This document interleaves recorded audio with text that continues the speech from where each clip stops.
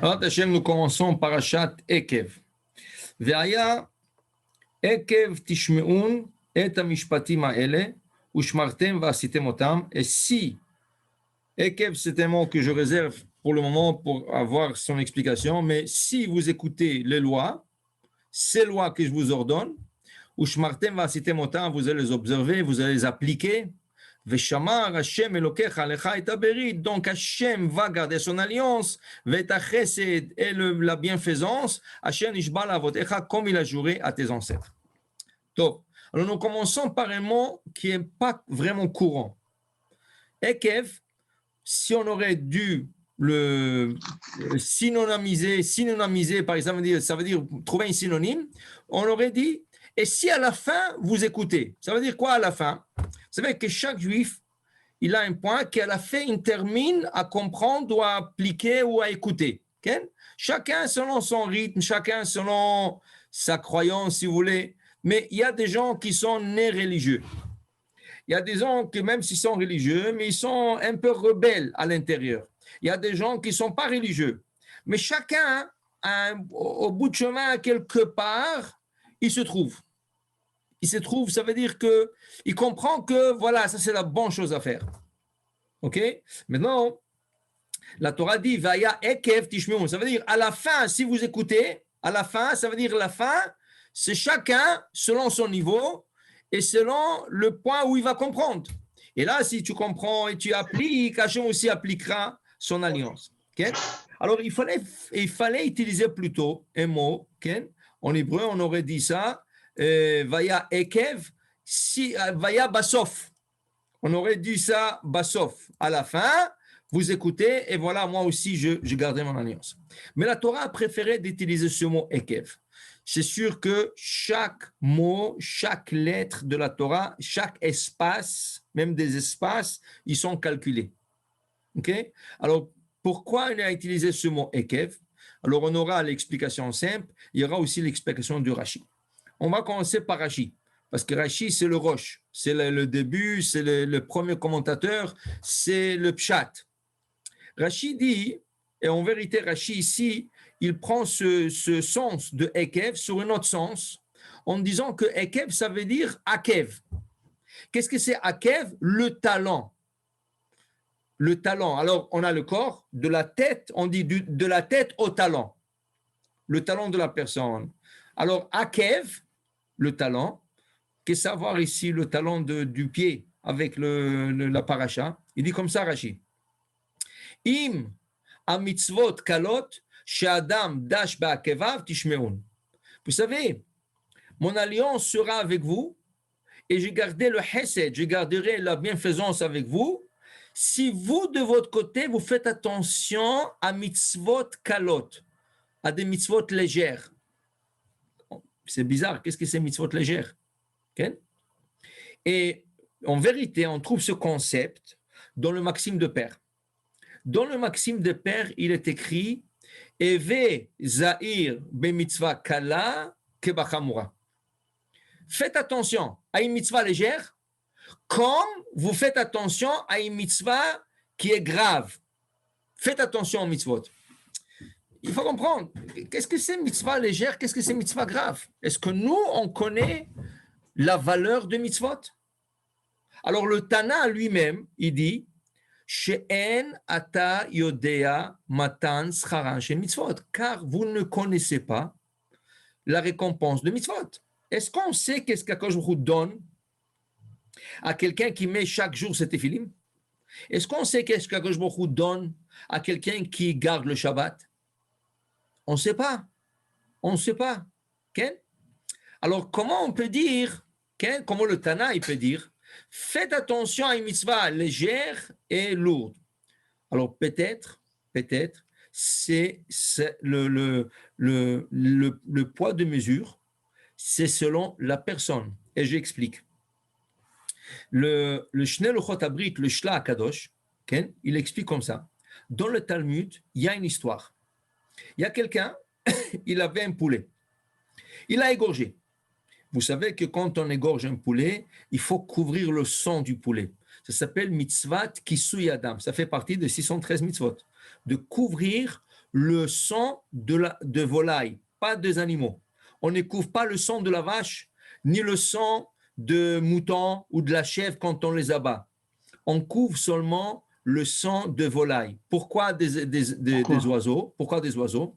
Apparemment, le Midrash nous enseigne que quand Caïn il a tué son frère Hevel, il était en choc. Il ne savait pas le concept de la mort, il ne savait pas qu'est-ce que c'est la mort.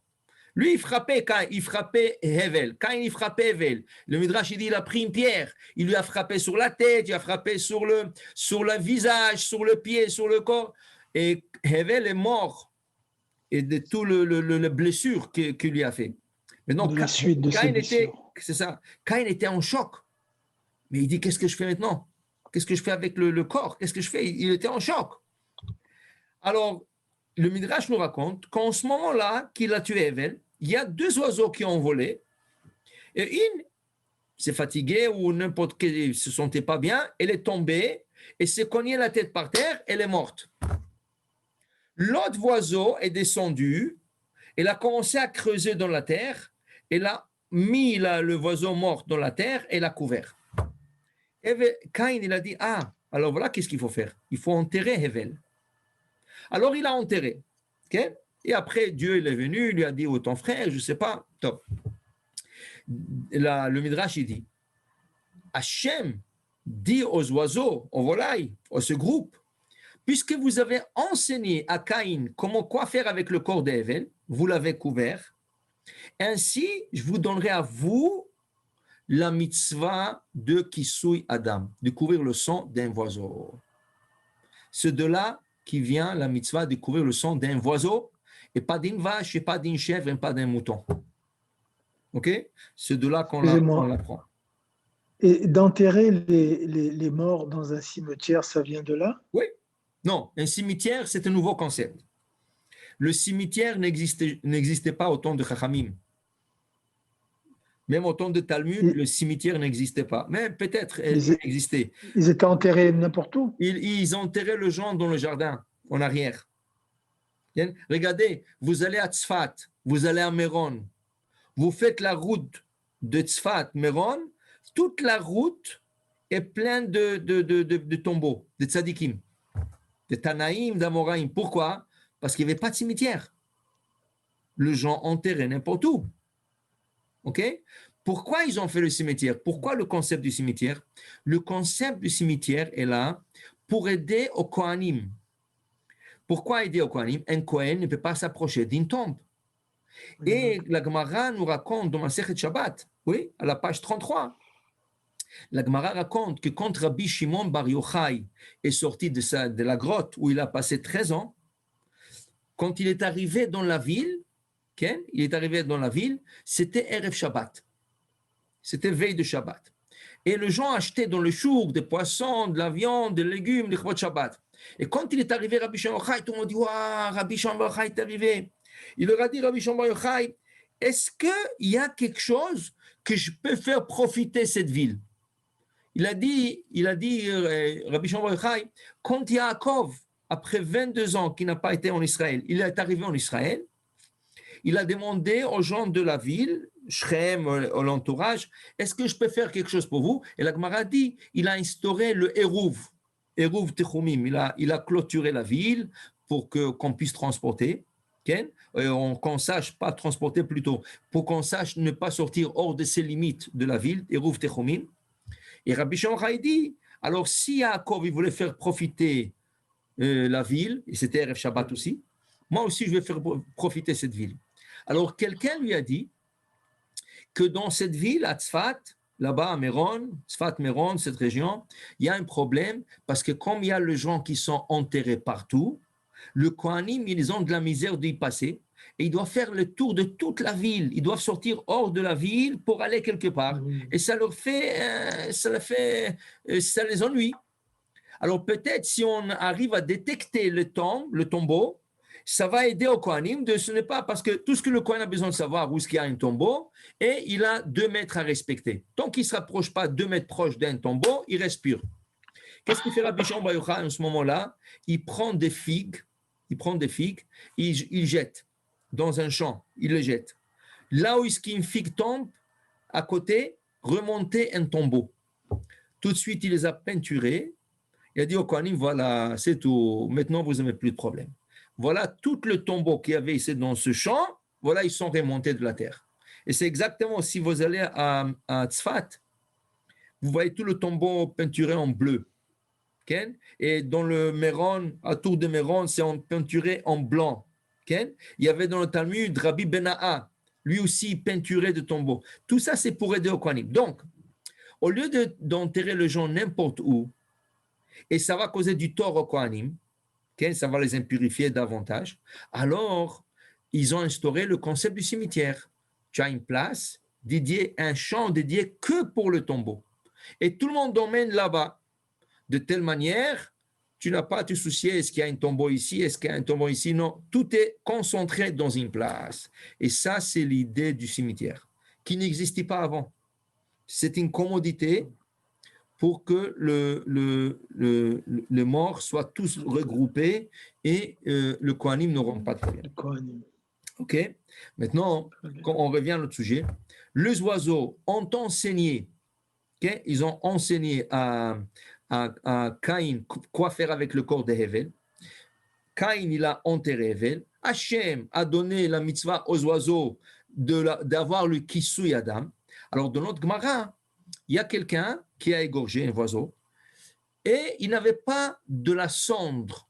Ça prend de la sciure de bois, ça prend de la cendre, ça prend du sable pour couvrir le sang.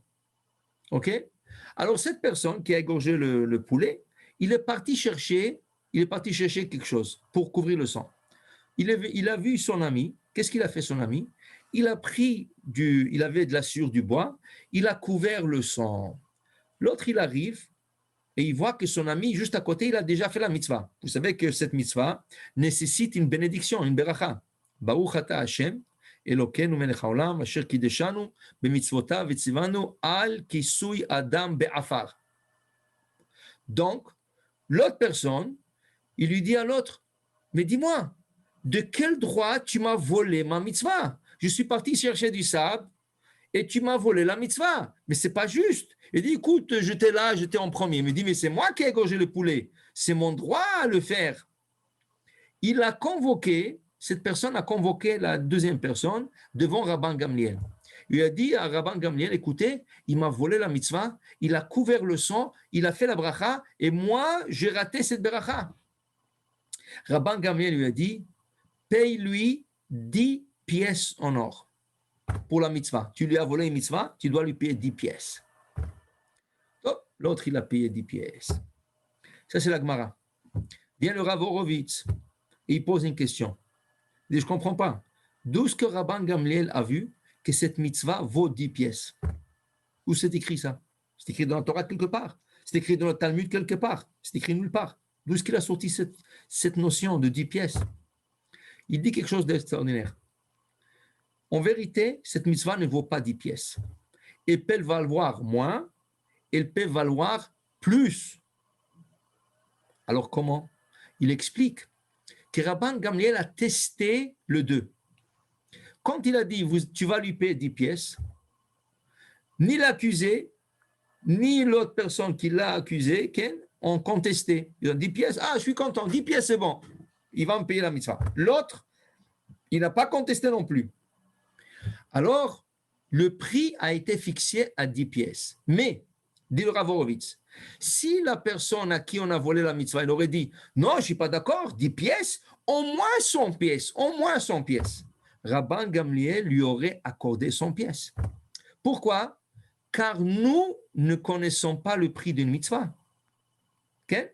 Comme dit le Chafetz Chaim nous enseigne, une fois un rabbin qui parlait à Chafetz Chaim, il lui a dit, écoutez, il y a tellement de gens qui sont malades dans le monde, est-ce que je peux offrir à Kadosh Baruch Hu un jour de pause de téphilim et la récompense qu'il veut me donner, qu'il guérit tout le malade? Le Chafetz Chaim lui a dit, vous savez, c'est exactement comme si vous rentrez dans un petit magasin qui vend des bonbons, vous achetez un paquet de bonbons qui coûte quoi? 2 dollars, 2 euros, okay? Et vous lui donnez un chèque de 1 million de dollars et vous lui dites, écoutez, donnez-moi du change. C'est de la blague. Il dit Chafetz Chaim. La personne, le vendeur, il va vous dire une de deux choses. Ou prenez-le gratuit, ou posez-le, je n'ai pas de change pour vous. La même chose, qu'est-ce que tu es en train d'offrir à Kadosh Baruch Hu? Tu lui dis de t'offrir, de guérir tous les malades grâce à la poche de tes filim d'un jour. Dit le Chafetz Chaim, vous savez que matériellement, si tu remplis tout ce globe terrestre, la taille ce globe terrestre avec des pièces en or, ça ne vaut pas pour payer une mitzvah d'une personne. Tu parles de 15 millions de juifs qui font des mitzvot chaque jour, okay? Et tu veux payer une mitzvah, okay? Ce monde ne pourra pas contenir. Donc, c'est pour ça que la paye des mitzvot, dit le Chafetz Chaim, se passe que dans le monde futur. Un monde illimité, un monde au-delà du matériel. Là-bas, que je peux te payer. Donc, le Rav Horowitz explique que Rabban Gamliel a testé les deux. Il leur a dit, paye-lui 10 pièces parce que tu lui as volé la mitzvah. Mais l'autre, il n'a rien dit. Il n'a rien dit. Alors, puisque l'autre n'a rien dit, ça veut dire qu'il a accepté. Mais s'il aurait contesté, dit non, non, moi je veux 100 pièces, moi je veux 1000 pièces, Rabban Gamliel l'aurait accordé. Qu'est-ce qu'on apprend de là? Dit le Rav Ovadia Yosef, qu'est-ce qu'on apprend de là? Que nous fixons le prix de mitzvot, nous-mêmes. Veut dire quoi? Il donne un exemple. Le Rav Ovadia Yosef, il a un livre qui s'appelle Anaf et Tzavot. Okay? C'est un livre qu'il a écrit sur le Pirkei Avot, justement sur la Mishnah, qui dit faites attention à une mitzvah légère comme vous faites attention à une mitzvah qui est grave. Okay? Car vous ne savez pas le prix de mitzvot. Alors, si je ne sais pas le prix, alors qu'est-ce que c'est une mitzvah légère ou grave? Justement, si on connaît le prix, on peut dire ah, ça c'est une mitzvah légère, ça c'est une mitzvah grave. Mais si on ne connaît pas le prix, comment je peux savoir? Dire Rav Ovadia Yosef, selon le Rav Horowitz, nous fixons le prix de mitzvot. Qui veut dire quoi? Il raconte que lui, il a étudié dans sa jeunesse à Jérusalem, dans la yeshiva de Porat Yosef, une yeshiva qui se trouve juste en face du Kotel. Il a étudié là-bas, et là-bas, il y avait quelqu'un qui était en charge de la yeshiva, il s'appelait Monsieur Politi, qui était un Turc. Et ce gabaï, il habitait la Turquie, et il vendait d'uniformes d'armée pour les soldats. Il dit qu'un jour, il est rentré un de commandant de l'armée. Il voulait commander 10 000 costumes d'uniforme pour le soldat. Alors, il est rentré et il a commandé 10 000, il a commencé à marchander un peu. Le Rav Politi a regardé sa montre. Il dit, excusez-moi, écoutez, je dois sortir pour 15 minutes, 20 minutes, et je reviens me négocier avec vous, on va faire... Il dit, non, non, non, non, moi, je n'ai pas le temps, tu vas finir l'affaire maintenant, il lui dit. Il dit, écoutez, je ne peux pas. Il dit, pourquoi? Il dit, parce qu'on a une prière de Mincha. Mincha, c'est plus important que 10 000 uniformes. Il dit, je m'excuse, écoutez, je dois fermer le magasin. Il lui a fait sortir du magasin, il a fermé le magasin. L'autre, il s'est énervé. Qu'est-ce qu'il a fait? Il est parti dans un magasin juste en face. Et il a vu comment ils ont serré la main, et ils ont fait une transaction. Mais le Rav Politi, il a dit, bon, c'est pas Mincha, c'est Mincha. En retour, le Tzara lui a joué des tours dans la tête. Il lui a dit, ah, écoute, tu aurais pu faire Mincha plus tard, seul, sans minyan, et tu écoutes, c'est la parnassa, et tu dois emmener la parnassa à la maison. Et Rav Politi, chaque fois, il dit, non, non, non, non, non, jusqu'à qu'il a dit, ça y est, je n'y pense plus. 3 jours plus tard, l'autre, quand ce commandant revient, il lui a dit, écoutez, préparez le 10 000 uniformes à votre prix que vous en fixé. Il dit, excusez-moi, mais je vous ai vu acheter en face chez mon voisin. Il dit, oui, on a acheté chez lui, mais j'ai réalisé que la qualité n'est pas la même comme la vôtre. Alors, je vous commande à vous, à votre prix. Oh, Hachem, il a eu 30, ça veut dire, si on traduit aujourd'hui, comme s'il a eu $30 000 de profit. Et à l'époque, il y a 60 ans, c'était une grande somme d'argent. Grande somme d'argent. Il dit, Rav Yosef, c'est quoi la leçon de ça? C'est quoi la leçon? Il dit, vous savez, c'est quoi la leçon? Selon le concept du Rav Horowitz, ce monsieur Politi, chaque fois dans sa vie qu'il va faire maintenant Mincha, le prix de cette mincha, c'est $30,000. Tandis qu'il y a des gens qui perdent mincha pour vendre un livre, pour vendre un vase, pour vendre un pain. Okay? Ils perdent mincha et disent, ah, c'est la parnassa, c'est pas grave, je vais faire 2 fois arvit. Tu sais, toujours des excuses. Alors quoi? Combien ça a coûté ce livre? Tu l'as vendu, tu as profité $10, $20. Ça veut dire que dans ta vie, chaque fois que tu vas prendre mincha maintenant, tu vas recevoir $10 qu'on paye. Donc, qu'est-ce qui fait que la mitzvah est grave ou la mitzvah est légère? Nous. C'est nous qui nous fixons les prix. Qu'est-ce que nous sommes prêts à donner, à investir pour cette mitzvah? Voilà, j'ai l'occasion de profiter. Okay? Et je ne le fais pas. Le profit que j'aurais fait, ça, c'est la valeur que je fixe pour la mitzvah. Donc, je reviens à notre Rashi. Je reviens au Rashi. Im a mitzvot kalot, des mitzvot qui sont légères. Chez Adam dash ba'akevav, qu'une personne piétine là-dessus, tishme'un, vous allez écouter. Là, vous allez, là, moi aussi, je garderai mon alliance. Ok? Alors, ça a besoin un peu plus d'explications sur Rashi. On a compris que légère ou grave, mitzvah légère ou grave, ça dépend de nous. Ça dépend de nous. Okay? Mais il faut comprendre, légère et grave, que ça dépend de nous, okay? Aussi, pas seulement au niveau matériel, argent, aussi au niveau du respect de la mitzvah. Respect de la mitzvah. Qu'est-ce que ça veut dire respect de la mitzvah? Ok? Je vais vous donner un exemple. Vous savez, le matin, nous venons à la synagogue et nous posons le téphilim. Alors, c'est une lanière, une boîte, phylactère, on met sur la main, avec une lanière qui se tourne 7 fois autour du bras. Okay? Et là, des fois, tu vois des gens à la synagogue, ils prennent la lanière, et ils l'enroulent, et la lanière traîne par terre. Okay? Une fois, le Tzemach Tzedek, le rabbi Tzemach Tzedek, il a vu quelqu'un le faire, okay? Et il lui a dit, ramasse les téphilim de le par terre. Il dit, téphilim? Mais les téphilim, ils sont là, sur le bras. Il dit, ramasse le téphilim de par terre. Ça veut dire que les téphilim sont là. Mais cette lanière est connectée au téphilim. Elle a la même importance que tes téphilim. Donc, tu n'as pas le droit de la traîner par terre. Okay? Ça veut dire que tu es en train de dénigrer la mitzvah. Tu es en train de rendre cette mitzvah légère à tes yeux. Parce que pour toi, la lanière, ce n'est pas aussi important que le boîtier. Et ce n'est pas vrai. Ils sont connectés ensemble. Donc, il faut leur donner l'importance. Je vais vous donner un exemple. Vous savez que le Sefer Torah, c'est une des choses la plus sacrée que nous avons. Okay? Mais vous savez que le Sefer Torah, quand on le sort du Echal, et on l'amène sur la Teva. La Teva, c'est là où on compose le Sefer pour lire. Okay? Les Ashkenazes l'appellent Bima. Nous l'appelons Teva.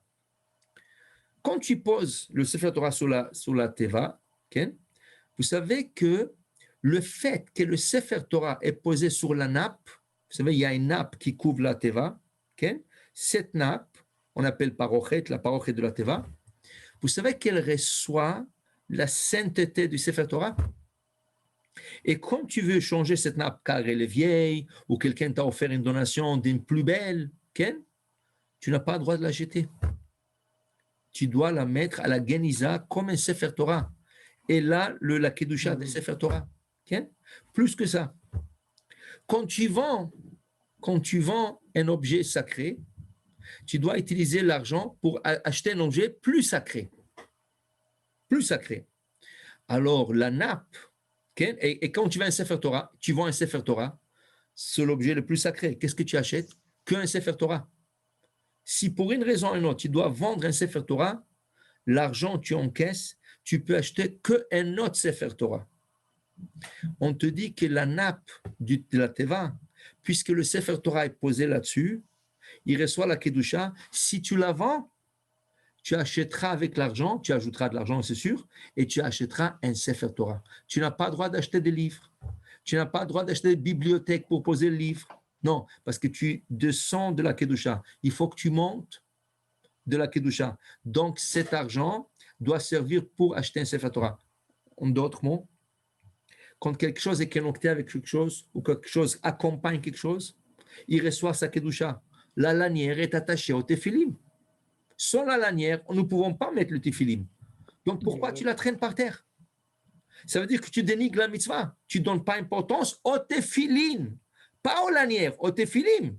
Parce que cette lanière est attachée au téphilim. Le Baal HaTurim nous dit aussi que les gens qui mettent le talit. Bon, alors combien de fois tu vois que le talit, il tombe parce qu'il glisse. Les talits, ils ont tendance à glisser. C'est pour ça qu'aujourd'hui, ils font des talits avec un matériel spécial anti-glissade. Comme ça ne glisse pas, ça tient. Ça tient sur les épaules. Mais quand ça glisse, le fil de la talit, qui est la mitzvah, il touche par terre. Et des fois, tu marches et tu lui traînes par terre. Le Baal HaTurim, il dit, c'est ça dénigrer une mitzvah.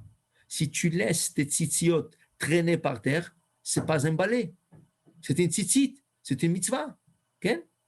Alors, il faut donner honneur. Okay? Des fois, je vois les gens, ils prennent le talit, ils prennent ses lunettes et ils nettoient les lunettes avec le talit. Allô? C'est un morceau de tissu. C'est pas un morceau de tissu, ça. C'est un talit. Tu ne nettoies pas tes lunettes avec un talit. Ah oui, c'est en laine. Mais ça veut dire quoi? Tu n'as pas de cavote pour ton talit. Tu nettoies tes lunettes avec. Achète-toi un petit morceau de tissu. Va dans une optométrie et prends un truc d'essuyage, mais pas le talit. C'est en beaucoup de concepts comme ça. Et c'est ça qui dit Rashi. Ima mitzvot kalot. Si vous rendez le mitzvot légère au point que vous, Adam dash be'akevav, vous piétinez sur ces mitzvot. Piétiner, c'est une forme d'expression, on veut dire vous ne faites pas attention à ces mitzvot. Si à cela aussi, vous allez faire attention, dans ce cas, de mon côté, dit Akadosh Baruch Hu, Veshamar Hashem Elokecha et Taberit, cela qu'Akadosh Baruch Hu te garde son alliance. Ça veut dire que l'alliance d'Akadosh Baruch Hu dépend de notre approche aux mitzvot. Et le mitzvot, il faut leur donner leur importance. Okay? Alors, pour vous dire, Abotai, que nous fixons le prix des mitzvot. Okay? C'est sûr que il y a ce qu'on appelle prix de base. Prix de base, ça veut dire Kippour. Comment je fais fixer le prix de Kippour? Kippour, il faut jeûner. Alors, il n'y a rien à fixer. Okay? Shabbat, oui. Shabbat, tu peux l'honorer, mais chacun il va l'honorer d'une manière différente. Okay? Il y en a qui vont à table, ils vont mettre la plus belle vaisselle, un verre de kidouche en argent, quelque chose de beau, le vin qu'ils vont acheter, l'Ichvot Shabbat, de bon chalot. Il y en a qui vont dire, oui, s'il faut faire kidouche, alors ils t'achètent n'importe quel verre en plastique, en n'importe quoi, okay? Et la nappe, n'importe quoi. Ça veut dire qu'il y a une approche au mitzvot. Alors, Shabbat, oui, on peut voir qu'on peut avoir des crédits de plus. Okay? Mais il y a des mitzvot où il y a un crédit de base. Parce que tu ne veux pas aller plus. Peut-être tu fais des petites choses de plus, mais il n'y a pas de crédit, il n'y a pas des choses de base de plus qu'il faut. Tout le monde sont la même chose. Alors, pour vous dire, Rashi nous enseigne, il faut faire très attention. Alors, ce qui est beau dans ce Rashi, il a pris le mot Ekev, qui désigne à la fin, si à la fin vous écoutez, mais Rashi il avait un problème à la fin de quoi? À la fin de la vie, à la fin de la vie, à la fin de quoi? Fin de quoi? Alors Rashi, il prend le mot Ekev, il le sort de son contexte, il donne le contexte du talon du pied. Ekev, ça veut dire ne piétine pas sur le mitzvot. Si tu ne piétineras pas sur le mitzvot, c'est là qu'Akadosh Baruch Hu, de son côté, gardera l'alliance avec toi. Okay? Alors ça c'est un style, comme je vous dis, Rashi, il a un style très spécial. Parce que Rashi dit toujours Rashi dit, moi, je ne viens pas pour emmener le midrash, Moi, je ne viens pas pour emmener de commentaires. Moi, je suis là. Okay? Moi, je suis là pour donner l'importance, de donner le pshat. Okay? De donner le pshat. Et le pshat, dit Rashi, c'est ça que je vais expliquer. S'il y a des midrashim, c'est beau, allez-y le voir, mais ce n'est pas mon style. Ici, Rashi est sorti de son style régulier. Il a pris le mot Ekev, il l'a mis sur un sens un peu métaphorique, si vous voulez. Ekev, Akev. Alors, c'est vrai, il n'y a pas de point, alors, okay? Mais c'est sûr que c'est un différent niveau de son explication normale. Et il y a une question ici. Selon la punition, on peut connaître la valeur de mitzvah. Oui, on peut connaître la valeur de mitzvah selon la punition, mais ça s'appliquera aux mitzvot lo ta'ase. Nous avons parlé de mitzvot assez. Assez, ça veut dire 248 mitzvot sur forme positive. Il y a 365 mitzvot sur forme négative. Okay? Et là-bas, il n'y a pas d'embellissement. Hidur mitzvah, de embellir une mitzvah, ça peut s'appliquer qu'une mitzvah sur forme positive. Etrog, j'achète un meilleur etrog. Okay? Tefilim, j'achète une meilleure paire de tefilim. Talit, j'achète un meilleur talit. Okay? Mais dans le mitzvot lo ta'ase, qu'est-ce que la Torah dit? Ne fais pas. Ne fais pas, je ne peux pas embellir la mitzvah. Peut-être je peux mettre des barrières, mais ce n'est pas un embellissement. Des barrières, ce n'est pas des embellissements. Alors, ne fais pas, mitzvah lo ta'ase, c'est sûr qu'il y a les punitions qui sont déjà décrétées pour chacune des mitzvot. Okay? Et comme j'ai expliqué ce soir dans le cours entre Mincha et Arvit, on a parlé que les gens, ils ont plus peur de Kippour que Shabbat. Pourquoi? Ce qui est fou. Pourquoi ils ont plus peur? Au niveau de la punition, qui est plus grave, Kippour ou Shabbat? C'est sûr que Shabbat. Shabbat, si quelqu'un la profane en public devant deux témoins, et il y avait dans le temple, il y avait le Sanhedrin, et les deux témoins sont venus témoigner contre lui, il a été condamné à mort par lapidation, comme on a lu dans Parashat Bamidbar à propos de celui qui a ramassé des bois secs le jour de Shabbat, et on l'a averti, il a continué, il l'a emmené devant Moshe, il a été lapidé à la fin.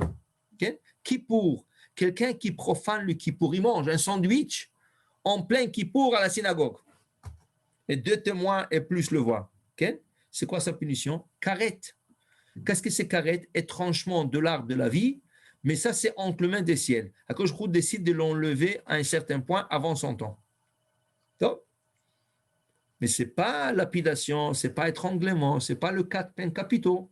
Donc, qu'est-ce qui est plus grave? Shabbat. Shabbat, c'est plus grave. Alors, pourquoi les gens ont peur de Shabbat et de Kippour plus que le Shabbat? Donc voilà, justement, c'est comme on parlait avant. Parce que le Shabbat, il y en a 54 par année. Kippour, il y a un seul.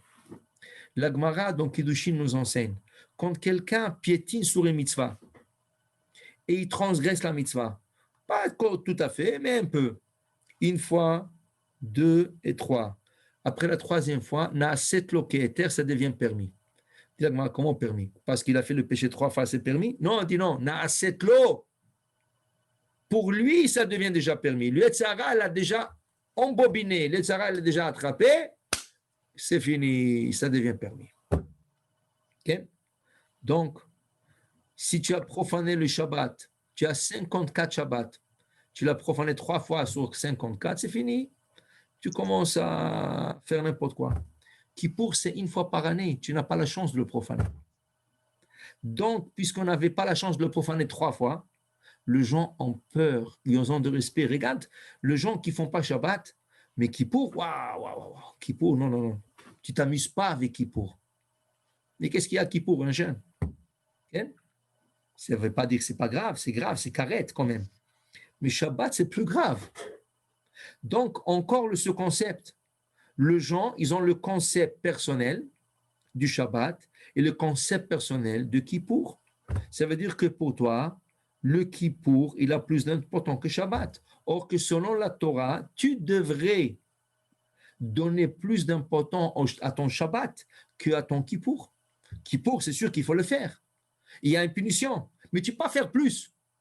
Qu'est-ce que tu peux faire plus que jeûner? Est-ce qu'il y a quelque chose plus que jeûner? Il n'y a rien. Jeûner, c'est jeûner. Il n'y a pas plus jeûner. Qu'est-ce que tu vas jeûner? Plus 2 heures, plus que le Kippour. Il n'y a pas de mitzvah. Mais Shabbat, tu peux l'honorer. Shabbat, c'est plus grave. Mais la beauté, le Shabbat, il y a dans le Shabbat, il y a les 2 concepts. Assez, Zachor et Yom HaShabbat, les Kadesho, et l'autre assez, Shamor et Yom HaShabbat. Qui veut dire, la Torah nous a donné dans le Shabbat le 2 mitzvot à la fois. D'observer le Shabbat et d'honorer le Shabbat. Honorer le Shabbat, un bon vin, une belle nappe à table, un beau verre de kiddush, de chalot délicieuse, du bon manger, de beaux habits, l'Ichvot Shabbat. On ne va pas en jeans à la synagogue. C'est Shabbat. Shabbat, il faut l'honorer, comme si tu vas dans un mariage. Le Shabbat, c'est une reine. Et pas seulement une reine, c'est une kala. Qu'est-ce qu'on dit dans la prière? Boi kala, boi kala. Si j'accepte une kala, c'est comme je vais dans un mariage. La synagogue, c'est comme je suis parti accueillir une mariée. Et quand je vais dans un mariage, je ne vais pas en jeans. Même chose. Ça veut dire que si on commence à réfléchir un peu sur le mitzvot, on va voir qu'on a des concepts qui sont des fois faux. Il y a des concepts qu'on fait trop, mais ce trop-là, c'est une récompense. Mais il s'agit de mitzvot assez, mitzvot sur fond positif, qu'il y en a 248 comme cela. Voilà, ça c'est le premier rachis de la paracha. On en étudiera demain et après-demain aussi en plus. Mais pour vous dire, voilà, un rachis très spécial cette semaine. Baruch Adonai le'olam. Amen ve'amen.